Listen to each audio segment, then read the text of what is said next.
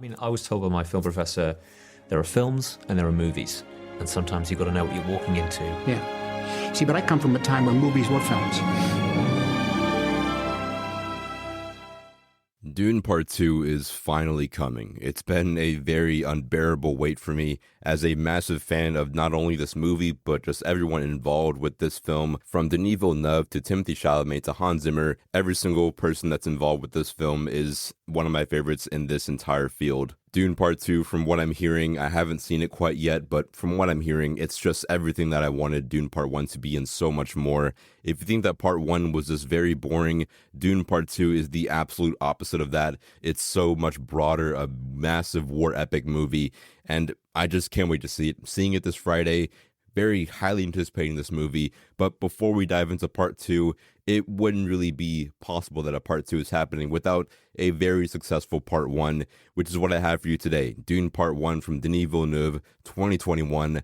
One of my favorite films from that year, and maybe not one of the best sci-fi films ever made, but a very solid sci-fi film. When Dune Part 1 was coming out, there was just so much to be excited for. Number one, it was a Dune adaptation. Now, me personally, I have no experience with Dune. I haven't read the book. I haven't seen a single lore breakdown of the Dune universe. I know it's massive and it's a lot to take in, but I've never have tapped into it, even after watching the first film. I just want to soak it all in and not be spoiled. But for many years, people were very confident in saying that a Dune movie can never work. It can never happen. And that's why this movie was very important to test that theory. And also, no better man to do it than science fiction's prodigal son himself, Denis Villeneuve, one of the best directors working today. He really hasn't made a bad movie. Maybe Enemy, but I personally don't like Enemy. Enemy has a very large, massive cult following, but Blade Runner 2049, Arrival, Incendies, Sicario, he really hasn't made a bad film quite yet,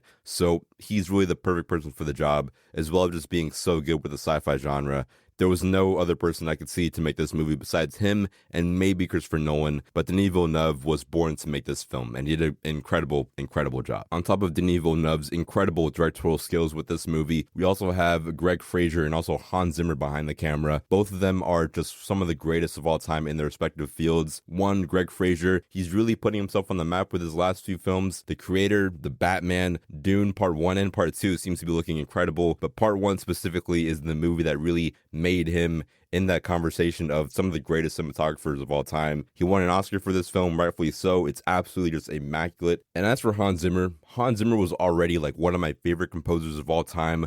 But when Dune came out, it put Hans Zimmer on a just completely different plane for me. This movie is a top 2 composed movie for him. If it wasn't for Interstellar, it would be number 1. I can move Interstellar down to number 2. This movie is just immaculately scored. Every single string, every single banging of a drum is just absolutely perfect. I just can't go on any further.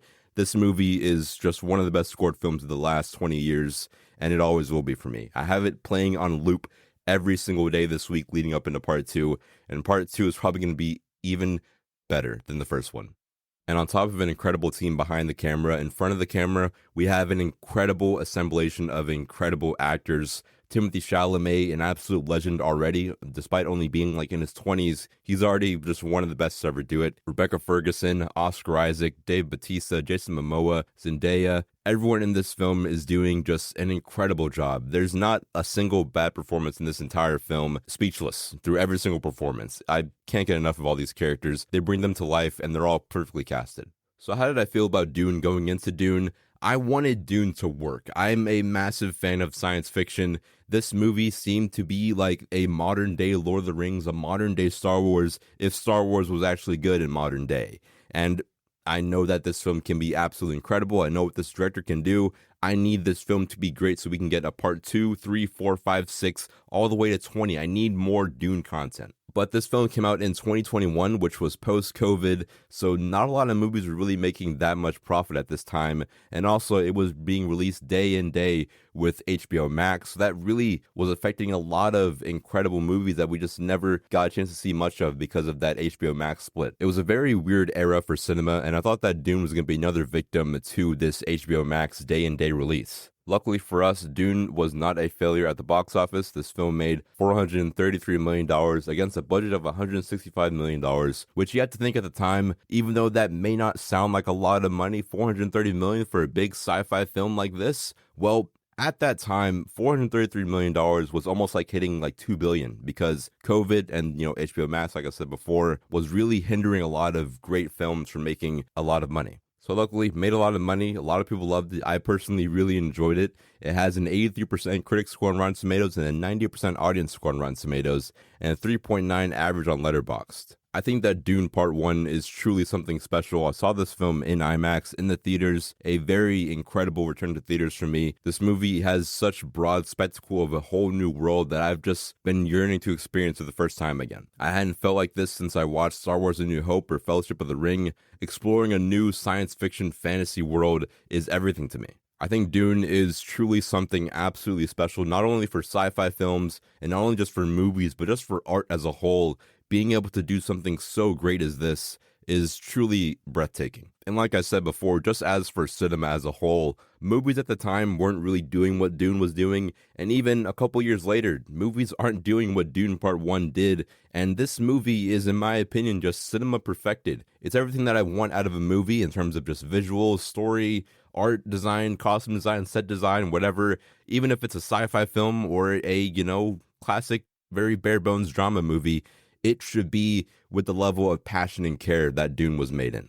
So going deeper into my concept of cinema perfected, what exactly do I mean by that and how does Dune apply to cinema being perfected in this movie? I have some key issues that are very highlighted throughout our modern day cinema. Whenever I see cinema is dead videos all over YouTube, a lot of these key arguments are brought up, and Dune really does go against all of these concepts, and they do everything here really, really well. For example, the very first thing, and probably the biggest thing when it comes to the argument of cinema being dead, and something that Dune does really good, is the CGI and VFX. And yes, it's good. The CGI and VFX in this film are really, really good. It's really immaculate. And especially the cinematography and the color palette, it really does complement the CGI and VFX. One, because, a lot of the action sequences that we see, mainly the attack on Arrakis, it does take place during the nighttime or does just have all this gusts of sand in the air, which can kind of hide a lot of the not so good VFX, if there are any. And also the color palette for this movie, you'd think a movie about Dune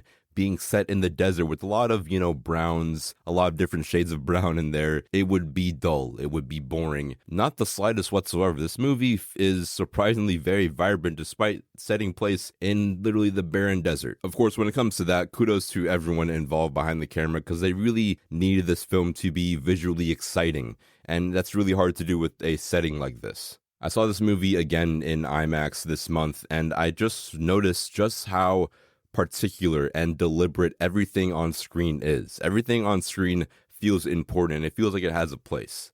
I haven't read the book of Dune, but I've seen a lot of concept art from like the early 60s, 70s, and it's just clear to me just how big this world is, and they did such an incredible job. Not only the CGI and VFX, but that does play a very big part in this movie, and that's done very, very well. So CGI and VFX, a very common cinema sin when it comes to the world of cinema today, that Dune does a very good job at. Another thing that I see a lot in movies today that just aren't that good is that they are very tasteless. They lack authenticity and just are very bland. We've seen it done time and time again. And a lot of these kinds of movies are remakes and reboots, very cash-grabby films. And yes, this movie is an adaptation and has been made multiple times in the past, haven't been successful, but they've been done before. And also this movie was made with the sole intention of making money. Every movie is made to make money. It's not like a studio makes a film for over $200 and $100 million and says, it's fine if it doesn't make any money. It's no big deal. Yes, obviously every film has an intent to make money and make a profit to get more sequels. But that doesn't feel like it's the identity of Dune. I can look at any other kind of movie and see, yeah, this film was definitely made to draw attention and draw money and just sell a bunch of toys and merchandise. Not with Dune. Yes, it has expanded on a lot more, toys and popularity as any film does, but that doesn't feel like it's priority number one. And as for this movie, yes, being another adaptation of the Frank Herbert Dune novel, this movie doesn't feel like it's made with the intent of, hey, we need to make a Dune adaptation because it can make a lot of money. No, this movie is being made because it's going to be a great adaptation in Denis Villeneuve's head, and it absolutely was. When I look at another adaptation like Avatar: The Last Airbender live action recently came out, why do we need another live action adaptation of anything, really? It feels like a waste of money. It is made to make money. It doesn't feel authentic. It just feels like another go around at an already classic film, really playing off nostalgia, not really reaching for new heights with original projects.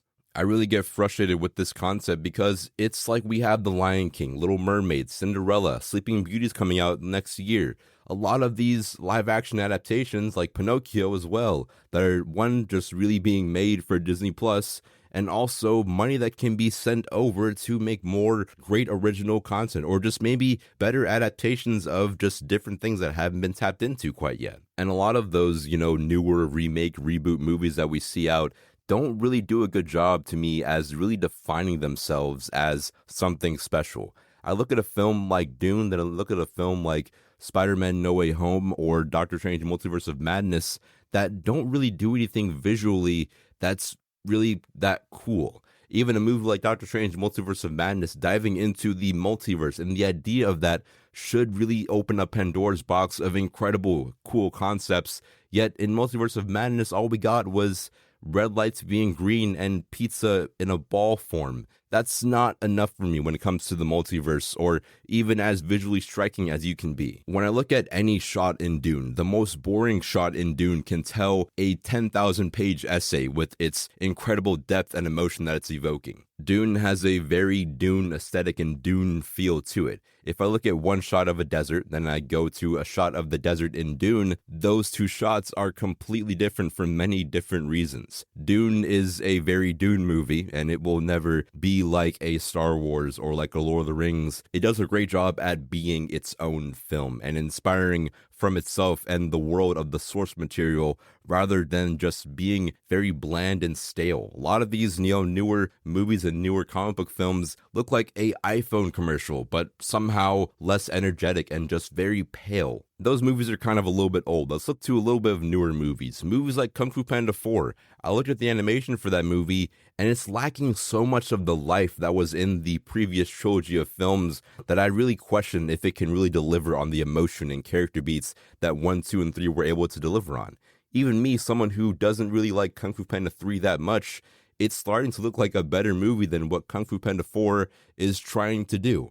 It looks very bad as of right now, and not doing a good job at being a visually striking film like the previous trilogy, or even other recent animated movies. Besides Spider-Verse, Puss in Boots: The Last Wish is also very visually striking, but a lot of films aren't taking that route of just being a aesthetically pleasing film. Instead, they're going for more money and content over actual story and narrative, which is a massive red flag for a lot of different reasons. Alright, so CGI, VFX, Dune does an incredible job with, and also just authenticity, incredible, but a lot of other movies don't do so at all. Another thing movies don't do really good with nowadays, and mostly MCU films and Star Wars films, connection and nuance in a lot of, MCU films is feeling like it's not there anymore. It's feeling very disjointed, fragmented, and disconnected, not really feeling like a universe, but feeling like content that other people can just dive into without knowing a lot. Not really building towards anything anymore, and when it is building towards something, it doesn't feel like it's earned or like this world is alive in any way.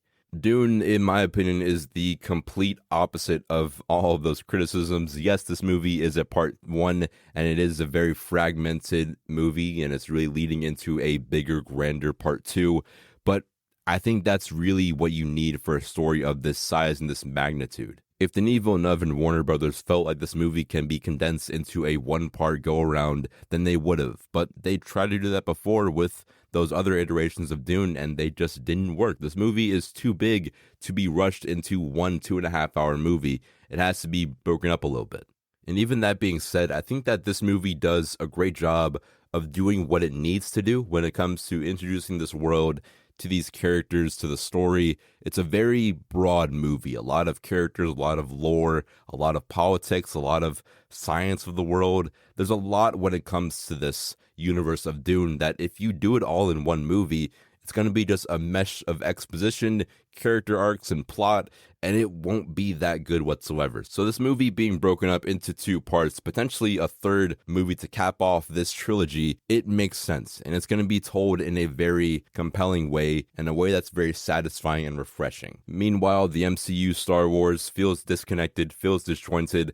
Nothing is in unison anymore. It's all just kind of separated, which just doesn't really condense the world together anymore. And it's also just not that good, which makes people not want to watch Captain Marvel and Ant-Man and the Wasp, only watch Guardians of the Galaxy. It's just an overall mess right now. Don't want to dive into that, but Dune does the franchise stuff incredible, really perfect. And lastly, the biggest reason why I feel like Dune Part 1 is really cinema perfected is passion when it comes to this movie. I don't think that anyone can do this movie besides Denis Villeneuve and everyone involved with this movie, because they have such a broad understanding of what this novel means to people and how it should be done, and the importance that this movie gets done right. And both these films are done to absolute perfection. It's not like Denis Villeneuve randomly was like, hey, a Dune film will be pretty cool with all these people.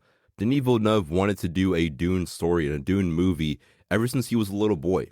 Ever since he directed his first film, he was an absolute massive fan of the novel, wrote drawings of the Dune world, had dreams about directing a Dune movie when he was 15. He has always wanted to do this to the absolute best it can be, and that's what he's doing right now. And his love and passion for this film has definitely spread across the entire production crew, cast. All the actors in this movie have all felt the effect of his love and passion for this world, which makes it just infinitely better. Meanwhile, a lot of modern day movies don't really feel like they have passion in them. Not a lot of movies. We have our Oppenheimer, our Barbie here and there, but movies like Madame Web. What is Madame Web even doing? What is Kung Fu Panda 4 even doing right now? It doesn't feel like it has a place.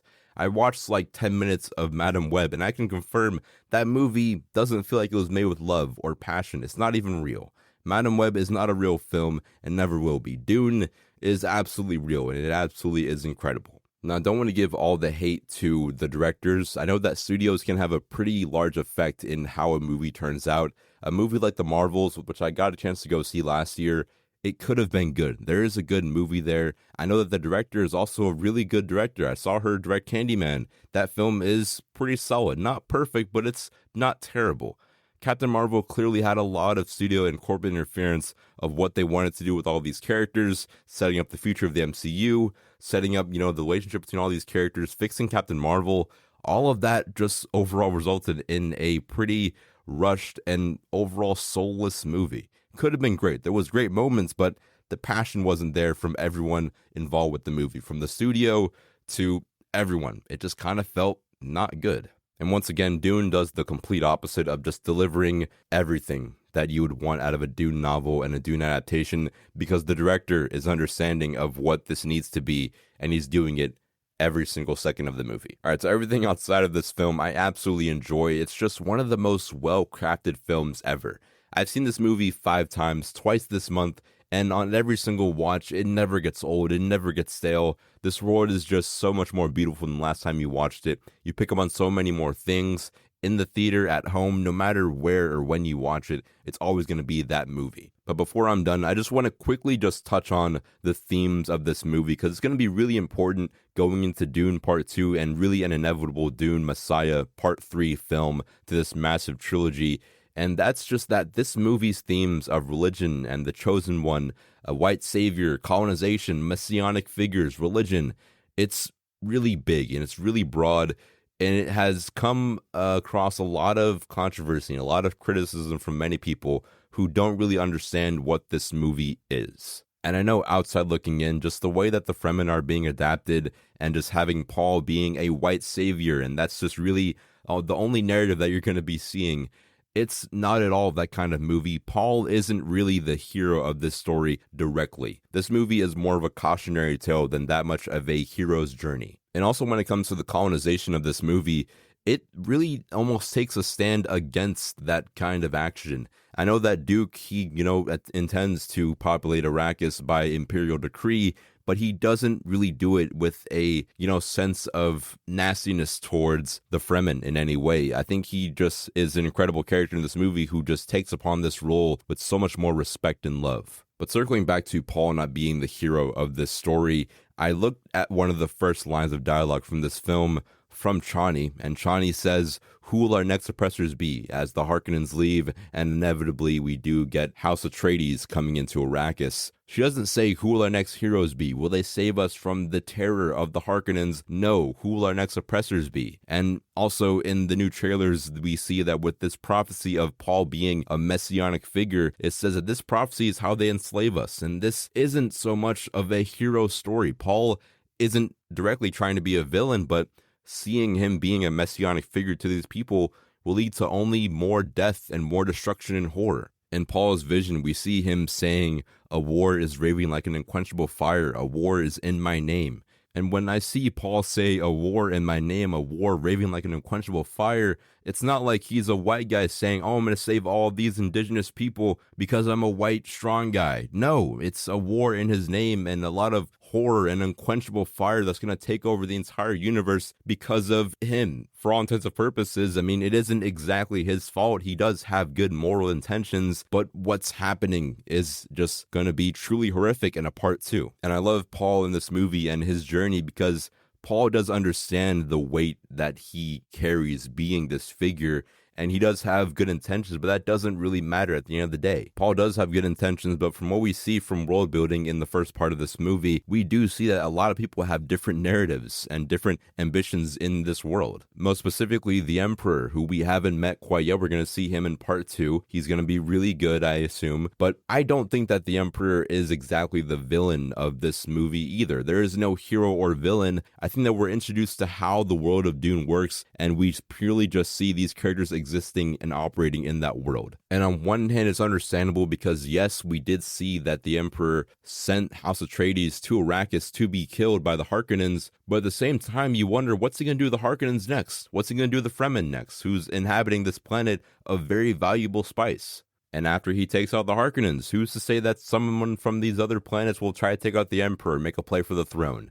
There doesn't really seem to be, in my eyes, an absolute villain or hero of the story, just the world of Dune happening and people existing in it and the horror and atrocity that comes with this world. Even Paul existing in this world as a messiah and as a chosen one figure, it's really the Bene Gesserit who've been making plays for generations, centuries, trying to put themselves in positions of power, working with all the different factions and kingdoms of the world, and also just planting seeds on Arrakis of a chosen one moving in the shadows. There's really a lot that I can dive into with the themes of the story and the world and all these different ambitions from these characters. That's all going to be happening in part two, just more in depth and be fully fleshed out.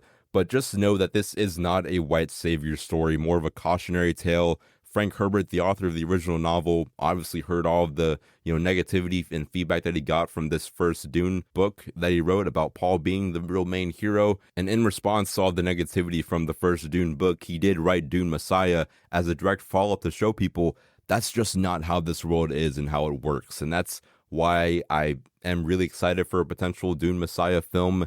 It'll really, I think, just cap off this entire world, and especially from Denis Villeneuve, he'll do it in a perfect way. A Dune Messiah script is already almost done from him right now, and from what I'm hearing about Dune Part 2's potential cliffhanger ending, a Part 3 Messiah film will really be essential for the success of this trilogy when it comes to its narrative. There's your power.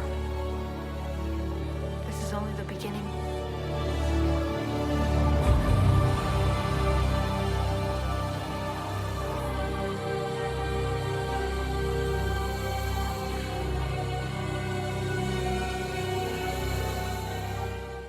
Alright, so with all of that main presentation stuff out of the way, for the most part, it's really hard to dive into this movie. There's so much depth and just themes and characters to the story. It would really take me over 2 hours to dive into this. But with all that out of the way, it's time for us to dive into our superlatives. What was the best stuff from this film? Starting off, our best scene in the movie, Paul's dream.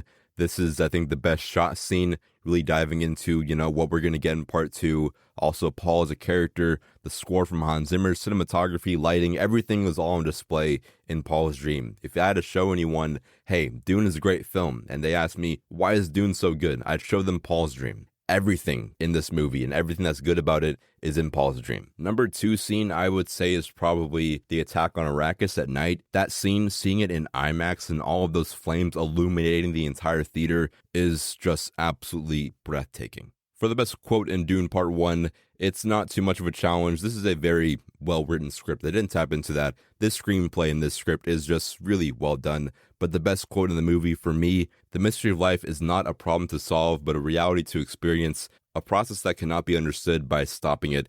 We must move with it. We must flow with the process. We must join it. We must flow with it. That's a quote that I try to just implement into my life every day.